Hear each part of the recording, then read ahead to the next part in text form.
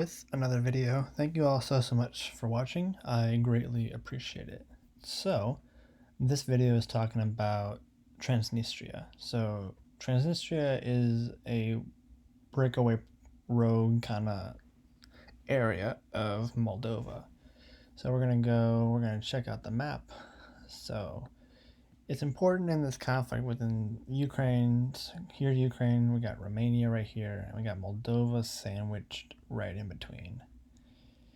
And ultimately, this breakaway on the east side, you got Tiraspol, and Chisinau is the capital of Moldova.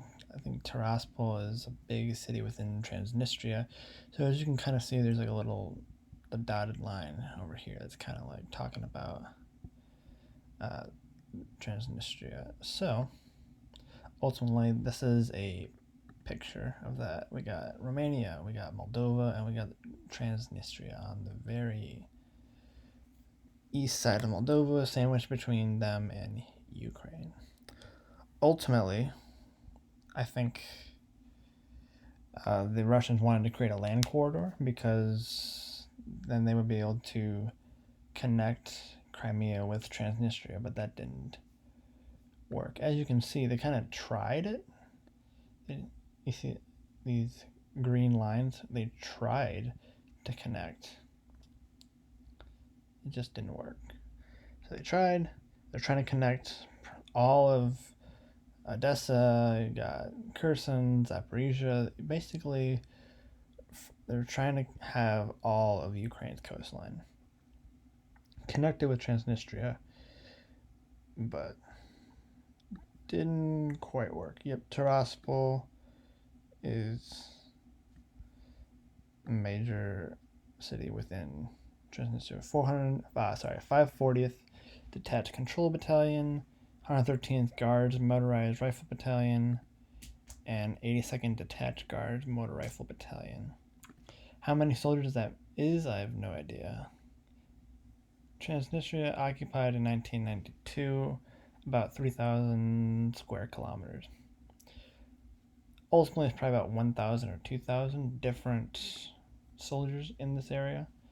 So again, they tried from Crimea to make a land bridge. Didn't work because ultimately they stalled out near Mykolaiv and they tried to take Odessa they tried to do rocket attacks and missile strikes, but didn't quite pan out how the Russians wanted it to. So ultimately they took Kherson and then tried to take Mykolaiv and then tried to surround Odessa and take much of the south and connect with Transnistria, but they got bogged down in Mykolaiv and didn't even get to Odessa. The Ukrainians took Kherson back, and ultimately they took much of the Kharkiv Oblast back in the fall.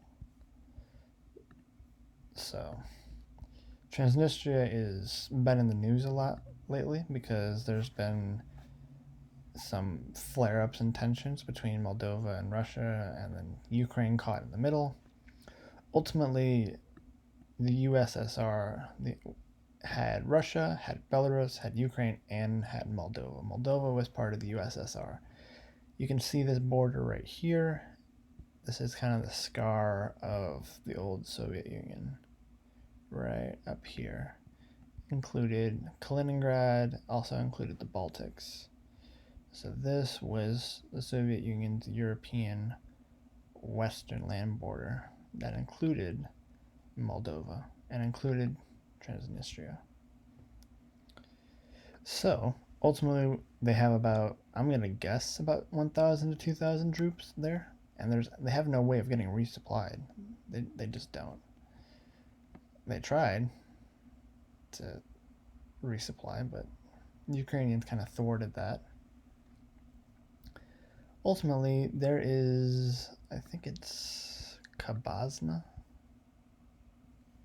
up here in the north of Transnistria. Yeah, Kabazna. Yeah, correct. Kabazna. Kabazna Ammunition Depot is a large ammunition depot located in the north, legally and internationally recognized as part of Moldova, or the unrecognized breakaway state of Transnistria. As you can see, they still have their Soviet Union style flag. Controls the village, and the ammunition depot has been denied to international observers, except for Russian military forces. The Kabazna Ammo Depot has been referred to as one of the largest depots in Eastern Europe, containing 20,000 tons of Soviet-era weapons. Currently, okay, so it is about, I was right, about 1,500. So ultimately, they said if they were to explode or in any way, like, yeah, then most of it's past their expiration date. But the size in terms of 20,000 tons of TNT or explosives would be more or less kind of like the atomic bombs of Hiroshima and Nagasaki, or kind of like the 2020 Beirut explosion, just in terms of how much ammo is there. But ultimately, if Ukraine wants, the village of Kabazna, here is the Ukrainian border. It's right there.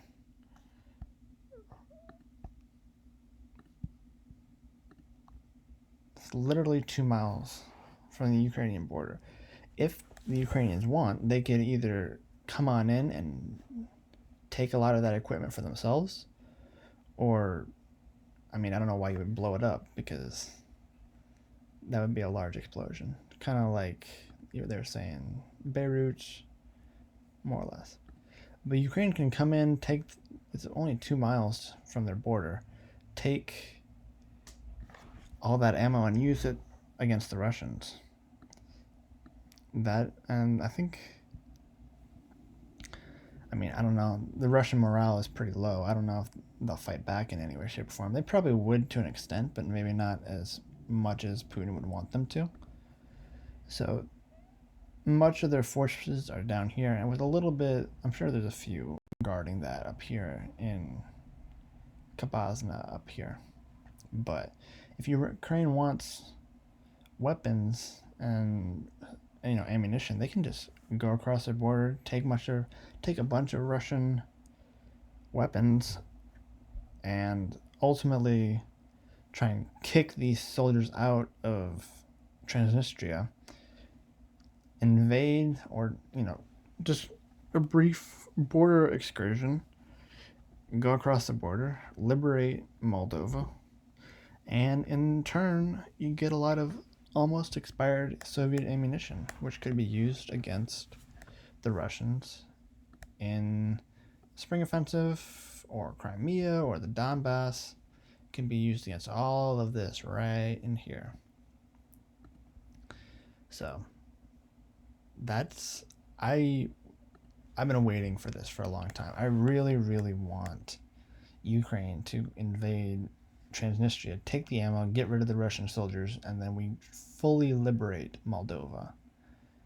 Because right now, Moldova has been dealing with this breakaway issue since 1992, since the breakup of the Soviet Union.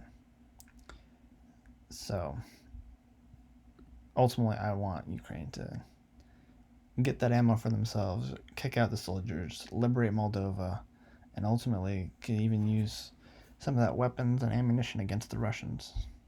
So I think that'd be a great idea. You kill 2 or 3 birds with one stone.